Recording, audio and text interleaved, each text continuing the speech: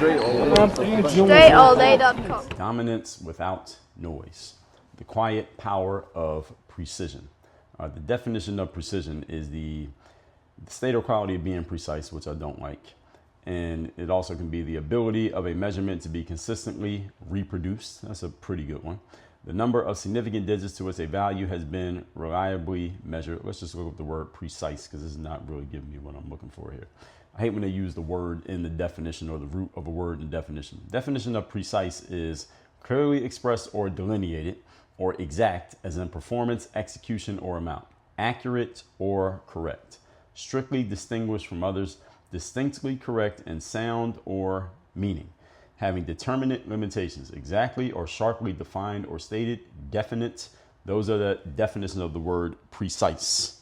So what we're talking about here today is the quiet power of precision. That when you're precise with what you do, you don't have to make a lot of noise. You don't have to announce what you're doing as much. You don't have to make so much of a show of what you're doing, because what you're doing is in and of itself a show.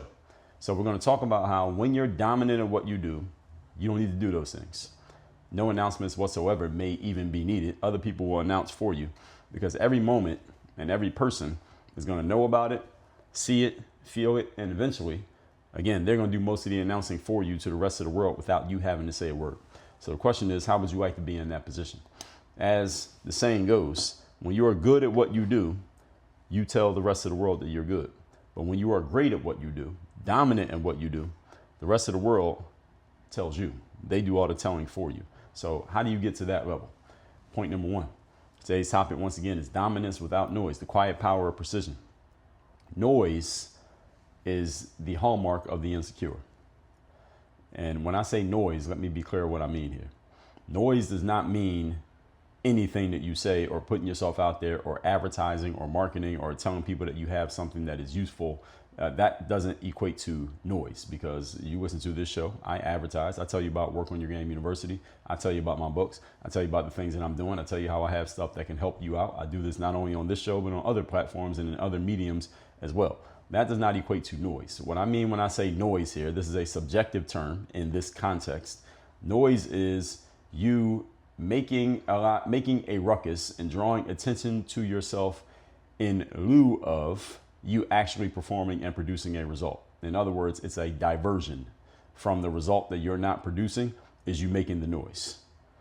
If you have studied anything about human communication and human nature, especially involving group dynamics, you may have heard, or maybe you know, loudness is often a mask for uncertainty and insecurity.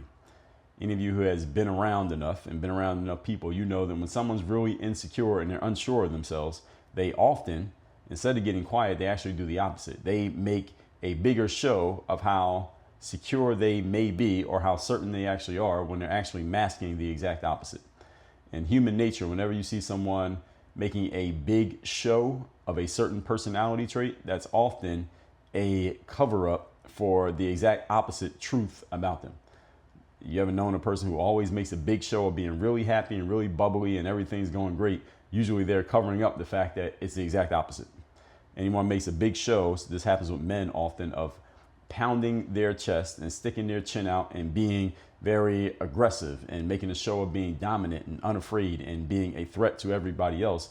It's usually a person who is very insecure and afraid and doesn't want to deal with any real type of conflict. So they try to head off the conflict by making a show of how much nobody else should want to conflict with them. So it's often, people are often using these big expressions of personality traits to mask the exact opposite of what they are. The most dominant person in the room, again, if you have a lot of experience with people, you will know this. Even if you never thought of it, when you think of it, when I say it, you're going to understand it. The most dominant person in the room is often one of the most quiet people in the room. They often speak the least. They're often the one who speaks last, but they're the one who gets the most heard, the most followed, the most listened to. And their words hold more weight, not only because of their status and their position, but also because of the fact that there are fewer words to consume. If someone speaks a whole lot, you may not be able to even respond to everything that they say, because they said so much stuff you can't even remember what part you want to respond to. If someone says only a few things, well, you don't have too much to misinterpret, and there's not too much to forget because they didn't give you too much to begin with. They give you enough that you get the point. So the most dominant person in the room does not need to broadcast and tell you who they are, what they've done, or what they're going to do, if they are indeed going to do something. The presence and energy, their presence and energy, answers questions before the questions even get asked. And their presence and energy puts you in a position to fill in the gaps of who they are and what they're about, even if they don't fill in the gaps for you and tell you, you just fill it in on your own. Like, oh, that must mean this, simply because this person hasn't filled in and told you anything. So you just start making assumptions for yourself. When you have that type of energy within you and you radiate that type of energy, people fill in the blanks about you without, again, ever actually asking any questions. They just assume certain things about you just because of how you are. They look at the context clues. They look at the fact that you're not telling them anything, and they assume that certain things must be true. And why is this? The reason this is because human nature is so constituted, everybody, that we have unconscious assumptions that we make about certain types of people. We have unconscious assumptions that the person who is not telling you who they are, but clearly people are listening to them, they must have some level of power because everybody's listening to them, but they're not even saying anything about who they are. So they must be somebody because everybody's listening to them. If everyone's listening to a person, people assume that you're somebody, even if you're nobody. You carry yourself a certain way. People make certain assumptions about who you are, where you're from, what you're about, what you could do, what you're capable of, even if you never said anything and they don't even know who you are.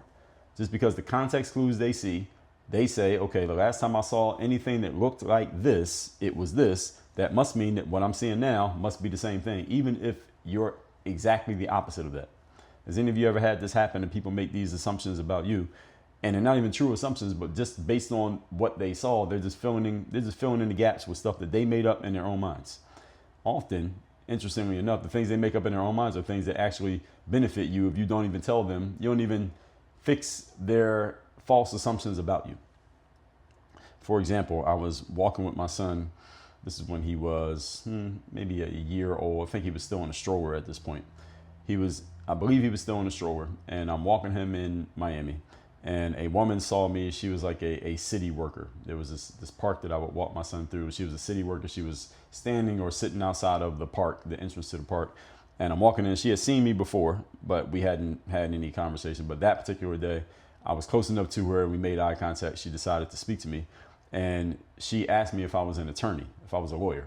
And I'm not a lawyer. To answer all of you, I'm not a lawyer. I just play one on TikTok. And I told her, no, I'm not a lawyer. She said, yeah, I thought you were a lawyer. And why did she assume that I was a lawyer? She assumed that I was a lawyer because she saw me walking a couple of times. She doesn't know anything about me. She had never even heard my voice, I don't think. She just saw me in a suit. She saw me walking around in a suit, and I've seen him more than once, and he was in a suit the last time. He's in a suit this time. So she filled in the gap by thinking, people who wear a suit every day, what do they do for a living? All right, this guy looks relatively young, black guy, looks relatively clean cut, shaved. Okay, he must be a lawyer. And she assumed that I was a lawyer, even though I'm not a lawyer. And there's nothing about me other than the suit that says I'm a lawyer. I've had more than one person say that to me, though. Even when I'm talking, I have people say it to me when I'm doing my live streams, simply because of the way I'm able to break down and explain things. They take that context clue added together. I've had people assume that I was in some form of finance. Even on social media, I get people, even when they're trying to attack me and go against me, they say I'm some kind of finance or credit repair, something that has to do with money is some type of my business, like financial advisor or credit repair or something like that, or financial wealth expert. People will say that as a way, again, they use it kind of as a pejorative to try to insult me. And there's nothing in my profile that actually says that I do any of those things. I think people just look at the picture of me in a suit and they assume that that's what I am, because that's their frame of reference. And again, if you look at my profile, nothing in my profile that says that. I'll go to my X profile right now and see what it says. It says, this is my bio: clarity operator for top 2% performers, systems, strategy, execution, 3,000 podcasts, 41 books, 4 times TEDx, 9-year pro in basketball, discipline into dominance. That's what my profile says. Nothing in here says anything about money. The word money is not mentioned. There are no money emojis, but people assume that I'm some type of finance or wealth coach based on what? Again, I told you, people just fill in gaps with things that they see in their own minds, and they fill in those gaps and project them onto you. The point is, people will have a story about you without you having to tell any stories. That's the point, because they're going to come to conclusions about you that may be true or may not be true, because they read their energy and they draw conclusions based on what they have seen and that you seem to match that. Remember that I told you that winners tell stories because they want to, losers tell stories because they have to. If you carry yourself in a certain way based on your presentation and also based on your environment, people draw certain conclusions about you, again, based on what they know. I'll give you one more example. I was in the gym probably about 2 months ago, and there was this personal trainer in there. And this has happened more than once, but I'll just tell you the most recent time. There's a personal trainer in the gym, and he's training clients like lifting weights type training. I am doing some warm-ups, or I'm stretching actually. The only reason he spoke to me is I was stretching, so I was kind of available. I was doing some warm-up stretches before I started my workout. When I go to the gym these days, usually I'm doing boxing level stuff. I come into the gym with my hands wrapped. I have on boxing shoes, so you can tell boxing by looking at it. Not boxer, but boxing. And I'm doing these warm-ups, and this guy has seen me before, but we had never had any type of verbal exchange. And he said to me, here's the first thing he said to me. He said, "You got any fights coming up?" That's what he asked me. "Do you have any fights coming up?" Those of you who don't know the lingo, that means that's what you ask a boxer who is actually a boxer, that they usually have a fight. I have a fight in 3 months. I got a fight in 6 months. I got a fight next week. That's what it meant. He asked me that question. Now, I want you all to understand something. I have never had a scheduled boxing match because I am not a boxer. I do boxing. I'm not a boxer. But he assumed that I was a boxer. Now, why did he assume that I was a boxer? Not because I lied and told him I was. Again, I told you, I never ever talked to this guy. I never had a conversation with him. He doesn't know me from anywhere. I doubt he's following me on the internet, because if he did, there'd be nothing on my profile that says I'm a boxer, because it ain't. He assumed that I was a boxer because, this is what I found out one moment later. He said, he's old. He's an older guy. He's probably in his 50s, maybe 60s. He said, back in the days, he used to be a boxer. So guess what? When he sees me in the gym with my hands wrapped, and he sees me consistently, I'm pretty consistent showing up to the gym. He sees me working out. He sees I'm in good shape, and he probably glances at some of the training that I do, and I, to him, look like I know what I'm doing, which I do because I've invested in boxing training. He assumes this guy must be a boxer because he looks the part. And again, I didn't tell him that. He just assumed it because he filled in the gaps because I wasn't saying anything. And because I'm consistent at what I'm doing. He says this guy fits in his subconscious mind, I fit the description of what he sees a boxer to be, and he himself had been a boxer. So I guess I'm doing a pretty good job of fitting that description. Again, not telling you that to impress you, but to impress upon you. When you are precise in your work, people fill in the gaps for you. You don't have to tell them anything. Even if the gaps they fill in are wrong, you don't have to tell them anything. And by the way, just as a funny end to this anecdote, I didn't correct him and tell him that I'm not a boxer. I just said, no, I don't have any fights coming up. Just standing, what did I say? Just working on the fundamentals, staying sharp. And then he started talking about himself, and that was the end of the conversation. I never corrected him that I'm not actually a boxer. So, hey, maybe he still thinks it. He probably does. And point number 2, today's topic, once again, is dominance without noise, the quiet power of precision. Number 2, precision is about knowing exactly where to strike and striking only in that spot. Some of you may know the legendary story that has been passed around through the telephone game of there was a big warehouse where all these packages are being shipped out. It's a FedEx warehouse. All these packages are getting shipped out of this place. You know, FedEx is famous for, we'll get your package there overnight guaranteed. So in this warehouse, something happened. The conveyor belts completely shut down. The whole operation completely shut down because something was wrong with one of the machines. And the entire factory can't run. None of the workers can do anything. And none of these packages that are guaranteed to be there the next day are going to make it if someone does not fix what the hell is wrong in this factory. So this is a big problem. The manager of the warehouse was in high stress, knowing that he needed to get these machines working as quickly as possible because his job is on the line to make sure that these packages get out. So they called in some expert on emergency. Come in, fix this, please fix it. Whatever you got to do, fix it. So the expert comes in, he looks around. This is like a machinist. He looks around at the place, he looks around all the machines, and then he pulls out a screwdriver and he adjusts one little screw over in the small corner of the big, huge, cavernous warehouse. So after he adjusts this tiny screw, everything starts working perfectly again within like 10 seconds. So everything's running again, the workers start doing their job again, and the manager is very relieved. You can see the relief on his face. Manager walks up to the expert and says, hey, thank you so much for fixing this. Please tell me how much we owe you. The expert says, well, $10,000. The manager looks at the charge because he wrote it down, $10,000. And actually, he didn't write it down. He said $10,000. The manager says, all right, fine. Can you give me an itemized bill for that 10 grand? Because the manager's thinking 10 grand, that's a lot of money you're charging me for what you did. Because the manager watched what he did. All he did was adjust the screw. He charged me $10,000 for adjusting the screw. So the expert, the machinist, he says, yeah, give me a pen and paper. I'll write it down for you. He writes down on the pen and paper, tightening the screw, $1. Knowing which screw to tighten, $9,999. That's precision.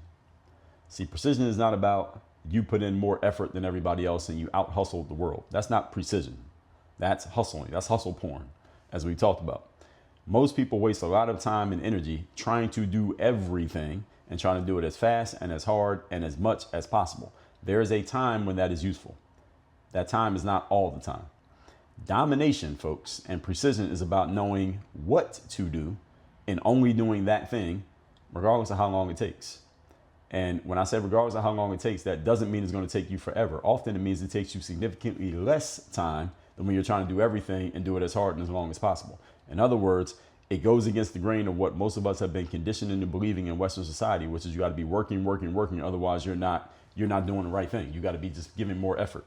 That's usually not where success comes from. Success comes from more insights and more precision in behavior, not just more effort and more behavior, period, just for the sake of saying that you did it. In Western society, many of us have been conditioned to believe more effort for the sake of effort is the key to success. No, it is not. That is what you've been conditioned to believe, so that you just work until you die, and you never pull your head above water long enough to ask yourself, do I really need to be doing this? In other words, what we metaphorically call separating the trees from the forest. Tim Ferriss talks about this when he's asking about his productivity strategy. He's the author of the 4-Hour Work Week and 4-Hour series. He said most people think that someone like him, Tim, known as a successful guy, and he's written books on productivity and success and precision. They think that he just wakes up, Tim wakes up, and he's just this machine of discipline. He does all these things and gets so much done every single day. Tim says actually the opposite. That is not the way that I work. What I actually do is I spend the majority of my time, messing around with random things. And then when I am working, all I'm asking myself is, what is the one thing or the handful of things that I could do today that would make the biggest impact for me and or in my life? Then when he comes up with an answer, all he does is work on that thing, rather than what most people do, which is spend a whole bunch of time working on a whole bunch of different things and hoping that something works out. You see, the thing is, most people operate with no precision whatsoever. There is no precision. People are not, again, let me give that definition of the word precise. It means clearly expressed or delineated. Most people have no clarity of what exactly they're doing. Definite is also another definition of precise. Most people are not definite. They just do things indefinitely. Also, exact, execution, exact in amount, accurate or correct. Most people are not exact. If you ask someone, what are you doing today and how much of it do you need to do? Most people cannot answer the question. Professionals can't answer this question. Strictly distinguished from others. What exactly are you doing? What are you not doing? Can you explain that? Most people cannot answer the question. Distinct and correct in sound or meaning. Having determinate limitations. Determinate limitations. This is what I'm doing. This is what I'm not doing. This is how far I'm going. I'm not going any further than this. Being exact, sharply defined and stated, not vague, not equivocal. Most people, their work does not fit any of those definitions. That's why we're talking about this here today. That's what precision is about. All of those things. What Tim Ferriss is saying, without saying it in so many words, is that he is definite and precise in what he does do. Therefore, the things he completes has a lot more impact than doing a whole bunch of random things that might work and that they might not. All right, that's precision. Point number 3. Today's topic, once again, is dominance without noise, the quiet power of precision. Number 3, precision is more intimidating than aggression, interestingly enough. A lot of people wouldn't think that. See, when a person is moving with purpose, precision is about acting and moving and thinking with purpose. You only speak, move, or adjust when you need to. When you move that way, you are more feared than the person who moves randomly or moves predictably or explodes with aggression. See, aggression is an explosion, is an outpouring of energy and an outpouring of emotion. There is a time and a place for aggression, but aggression should be channeled and controlled, not channeling and controlling you. So you got to control your aggression, not let your aggression take over you. Many people allow their aggression to control them, and they do reckless things and they waste energy. A lot of energy gets wasted in the process of being recklessly aggressive. Now, when you're precise and you have controlled aggression, then you have precision. And precision signals certainty, because you only move when you need to, you only talk when you need to, you only act when you need to. And when you strike at that one point, one time, rather than an explosion of energy that isn't targeted, calculated, nor precise, you get more things done when you're precise rather than when you're just letting it all out. See, that level of certainty that follows precision is what gives it power.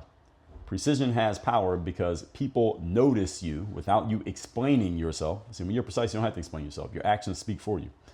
When people notice you without explaining yourself, doing things in a certain specific way that clearly shows, again, people would just be watching you. They can tell this person is calculated. This person knows exactly what they're doing. This person knows exactly what they wanted to say. This person knows exactly what they wanted to do. And they're doing exactly that. They do no more, no less. And when they're done, they stop. People can see that in you and your behavior. And you know what people can also see? When you have zero precision, they also can see that.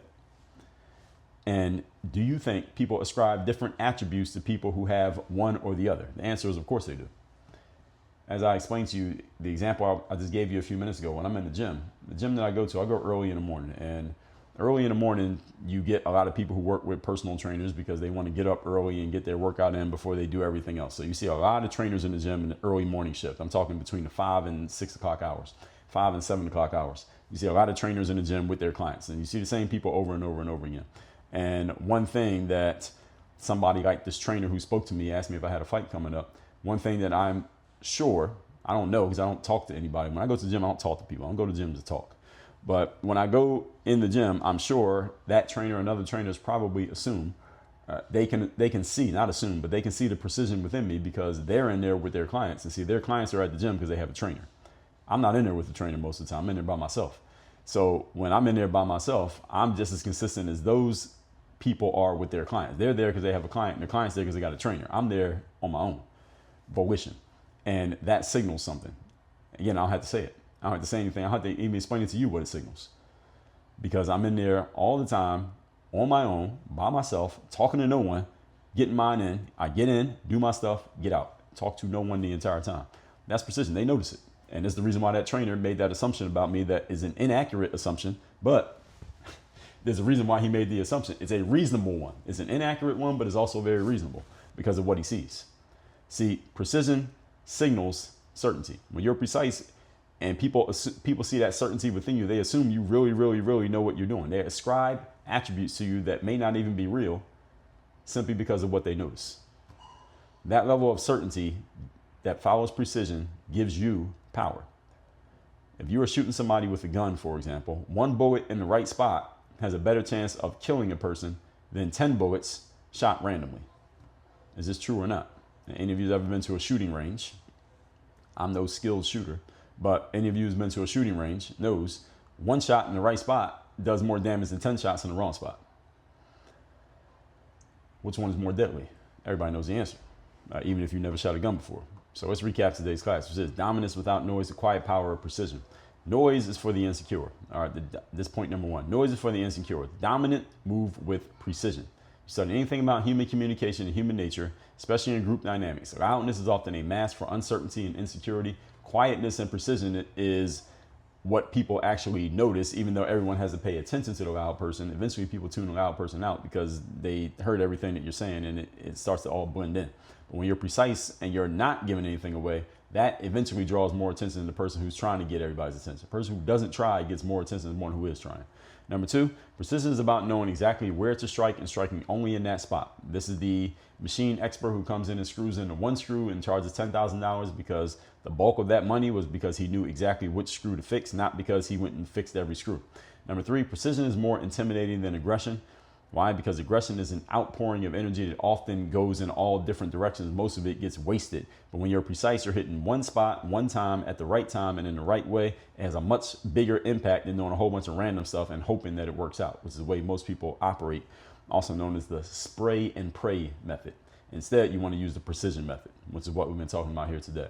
You want to step up your precision, step up the way that things get executed and done in your career and in your business. Go to workonyourgameuniversity.com, have me as your direct coach, and let's get to work. Again, that's workonyourgameuniversity.com. Work on your game. Dre, all